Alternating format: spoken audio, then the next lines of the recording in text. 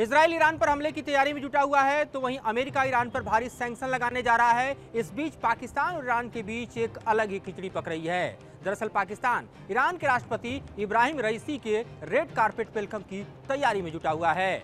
नमस्कार, मैं हूं मधुरेंद्र कुमार और आप देख रहे हैं मेरे साथ रणनीति। और ऐसे वक्त में जब पाकिस्तान और ईरान के बीच दुनिया देख रही थी कि संबंध बिखरे हुए थे, इस्लामिक ब्रदरहुड के नाम पर सबसे पहले दुनिया का कोई और मुल्क नहीं बल्कि पाकिस्तान ईरान के साथ अपने संबंधों को जोड़ने में लगा है। और ऐसे वक्त में जब इजराइल किसी भी वक्त ईरान पर अपने मिसाइल और अपने गोले बरसा सकता है, पूरे ईरान को दहला सकता है। एक तरफ इजराइल पूरी तैयारी में ईरान को दहलाने के लिए जुटा हुआ है, तो दूसरी तरफ ईरान के साथ कोई भी अन्य इस्लामिक देश खड़ा नहीं हो रहा था। लेकिन पाकिस्तान ने अपने संबंधों को ईरान के साथ साथ कर बतला दिया है कि उसके लिए इस्लामिक ब्रदरहुड से ज़्यादा बड़ा कुछ भी नहीं है। और ऐलान किसी और ने नहीं किया बल्कि पाकिस्तान के प्रधानमंत्री शहबाज शरीफ ने किया, और वो भी कैबिनेट की बैठक के बाद। ये जानते हुए कि इससे अमेरिका खपा होगा, ये जानते हुए कि दुनिया के तमाम ऐसे देश जो कि दरअसल ईरान और ख़ास तौर पे पाकिस्तान के बीच संबंधों को रीड कर रहे थे, उनके लिए चौंकाने वाला है। लेकिन पाकिस्तान ने एक ऐसा कदम उठाया है जो दरअसल इस वॉर जोन में एक नए अलाइनमेंट को जन्म देता हुआ दिखाई दे रहा है। इस दौरे के मायने क्या हैं, ये भी हम थोड़ी देर में आपको समझाएंगे। लेकिन जरा ये समझ लीजिए कि जब इस दौरे की तारीख लिखी जा रही है, तब दुनिया एक ऐसे युद्ध और एक ऐसे जलजले से दरअसल खौफ में है जो कि पूरी दुनिया को अपने आगोश में ले सकता है, थर्ड वर्ल्ड वॉर का जन्म दे सकता है। लेकिन पाकिस्तान के दरअसल इतिहास में कुछ अलग ही कहानी है।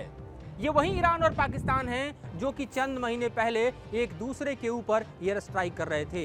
ये वही ईरान और पाकिस्तान हैं जो एक दूसरे की संप्रभुता को तार तार करते हुए एक दूसरे पर हमले कर रहे थे। ये वही पाकिस्तान है जिसका आतंकी संगठन, इसकी ज़मीन पर बैठा आतंकी संगठन जैसे अल अदल कुछ ही हफ्ते पहले ईरान के मिलिट्री इंस्टॉलेशन पर हमले कर रहा था, आतंकी कार्रवाई कर IRGC को दहला रहा था। लेकिन जरा देखिए कैसे इस्लामिक ब्रदरहुड ने इन दोनों देशों को एक ही खांचे में लाकर रख दिया है। जो इस वक्त का एजेंडा सामने आ रहा है उसमें ये बताया जा रहा है कि ईरान और पाकिस्तान अपने गैस पाइपलाइन प्रोजेक्ट को जल्द से जल्द पूरा करना चाहते हैं, और इसलिए इब्राहिम रईसी के इस दौरे का खास मकसद है। लेकिन स्ट्रेटजिक अफेयर्स पर नज़र रखने वाले जो इंटेल्स हैं, उनसे जो जानकारी निकल कर आ रही है वो अलग ही कहानी बयां कर रही है। उसके मुताबिक दरअसल ईरान अपने खांचे में इस वक्त पाकिस्तान को उतारकर दुनिया को ये संदेश देना चाहता है कि इस वॉर जोन में अकेला नहीं है। क्योंकि हम जानते हैं कि ईरान के जो पड़ोसी देश हैं, चाहे सऊदी हो, कतर हो, UAE हो या फिर जॉर्डन हो, ये तमाम देश इस वक्त किसी और की नहीं बल्कि अमेरिका की सुन रहे हैं। ये तमाम देश किसी और के साथ नहीं बल्कि इजराइल और अमेरिका के साथ खड़े हुए हैं। टर्की बैलेंस रोल निभा रहा है, वो दोनों तरफ बातचीत कर रहा है, यानी एक तरफ वो अमेरिका से बातचीत कर रहा है और दूसरी तरफ वो ईरान से ही बातचीत कर रहा है। लेकिन कोई खुलकर ईरान के साथ खड़ा नहीं हो रहा था। और ऐसे में पाकिस्तान जैसा इस्लामिक देश अगर खुलकर ईरान के साथ खड़ा हो रहा है तो चौंकने वाली बात नहीं है, क्योंकि लंबे समय से अपने आर्थिक स्थिति और बदहाली के कारण ईरान को दरअसल पाकिस्तान चाहकर भी इग्नोर नहीं कर सकता। और इस वक्त इस्लामिक ब्रदरहुड के नाम पर दरअसल मौका मिला है पाकिस्तान को, तो वो पीछे भी अपने कदम नहीं हटा सकता। हम जानते हैं कि पाकिस्तान के रक्षा मंत्री ख्वाजा आसिफ ने कुछ ही दिनों पहले ईरान के समर्थन में बयान देते हुए कहा था कि ईरान को रिटेलिएशन का पूरा हक है, ईरान को ये पूरा हक है कि वो इजराइल पर कहर बरपाए, क्योंकि इजराइल ने उसके टॉप कमांडर को सीरिया की राजधानी दमिश्क में मार गिराया है, तो ईरान के पास इसका अधिकार बनता है। और उसके बाद हम देख रहे हैं कि किस तरह से स्थितियां परिवर्तित होती जा रही हैं, और अब बताया जा रहा है कि वो दिन दूर नहीं बल्कि 22 तारीख को आज से महज हफ्ते भर के भीतर जो है ईरान के राष्ट्रपति इब्राहिम रईसी का पाकिस्तान का दौरा होने जा रहा है। इस दौरे पर अगर हम कुछ और विस्तार से बात करें, जो इंटेल हमारे पास आ रहे हैं उसके मुताबिक हम बताना चाहते हैं कि दरअसल ईरान चाहता है कि पाकिस्तान खुलकर ना सही लेकिन पीछे से खुलकर ईरान की मदद करे। और ये मदद कैसे हो सकती है? ठीक उसी तरह से जिस तरह से ईरान को दरअसल हम कहें कि पाकिस्तान अपने आयरन क्लैड की तरह मददगार साबित हो सकता है। ईरान को इस वक्त दो बड़ी चीज़ें चाहिए, एक तो इस्लामिक देशों का समर्थन जिसकी शुरुआत पाकिस्तान ने कर दी है, दूसरा अगर जंग बड़ा होता है तो उसे हथियार चाहिए होंगे, और वो हथियार कौन उसे सप्लाई करेगा? क्या रसिया डायरेक्ट सप्लाई ईरान को हथियार कर सकता है? क्या चीन डायरेक्ट सप्लाई ईरान को हथियार कर सकता है? शायद नहीं। इसीलिए वाया पाकिस्तान अब दरअसल ईरान को हथियारों का एक बड़ा जखीरा मिलेगा, और उसका गेटवे कोई और नहीं बल्कि पाकिस्तान बनेगा। दोनों देश एक दूसरे के साथ बॉर्डर शेयर करते हैं, दोनों देशों के बीच बॉर्डर पर तनाव है, लेकिन इस वक्त इजराइल और ईरान के तनाव के बीच दोनों देशों ने अपने बॉर्डर इश्यूज को भुला दिया है और एक दूसरे को गले लगा लिया है। और ऐसे में ईरान को इस वक्त जो दरकार है वो पूरा करने के लिए पाकिस्तान पूरी तरह से तैयार है। यानी आप देखिए तो ईरान को अगर इजराइल के साथ युद्ध के मैदान में हथियारों की कमी पड़ती है तो वाया पाकिस्तान चाइना भी सप्लाई दे सकता है, रसिया भी सप्लाई दे सकता है। अपनी जो कैपेसिटी पाकिस्तान की है, जिसके बदौलत वो दरअसल हम देख रहे हैं कि यूक्रेन को हथियारों की सप्लाई दे रहा है, खासतौर पे आयुध भंडार की सप्लाई दे रहा है, वो सप्लाई लाइन, वो सप्लाई चेन भी वो ईरान के साथ एस्टेब्लिश कर सकता है। तो इस वक्त पाकिस्तान को सिर्फ और सिर्फ पैसा दिख रहा है, इसलिए क्योंकि आर्थिक कंगाली बदहाली का शिकार है पाकिस्तान, और ईरान के साथ इस मौके को गंवाना नहीं चाहता।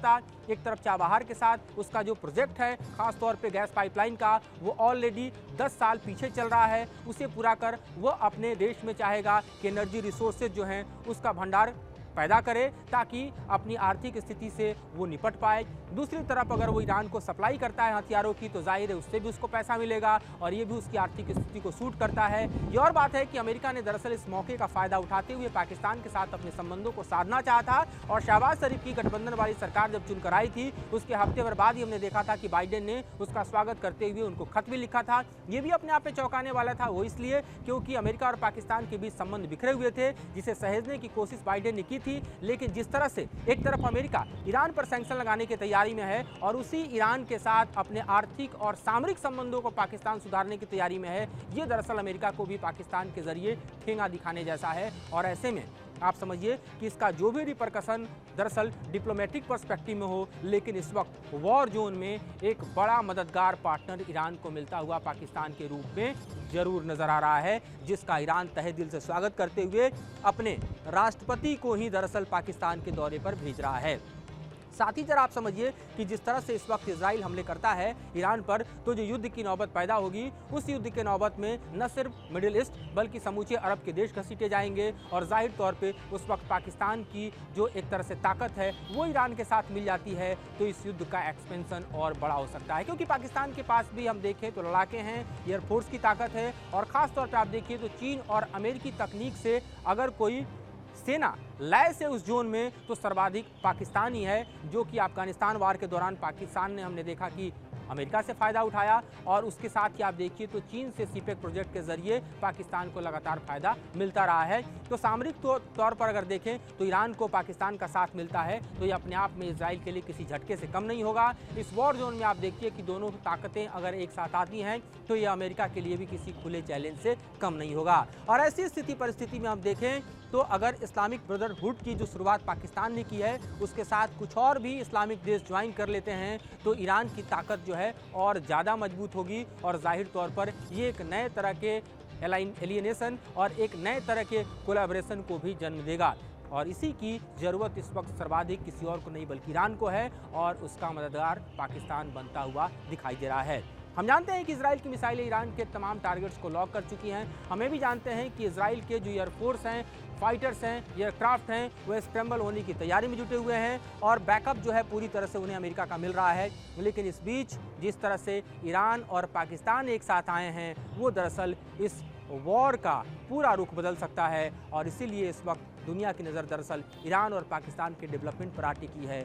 ये दोनों देश इस्लामिक ब्रदरहुड के तहत आगे क्या करने वाले हैं और इनका मूव क्या होने वाला है, इस पर नज़रें हम भी बनाए हुए हैं, और आगे आने वाले एपिसोड में इसके बारे में और ज़्यादा विश्लेषण और ज़्यादा जानकारियाँ आपके समक्ष प्रस्तुत करेंगे। फिलहाल मुझे और मेरे सहयोगी राकेश रावत को दीजिए इजाज़त।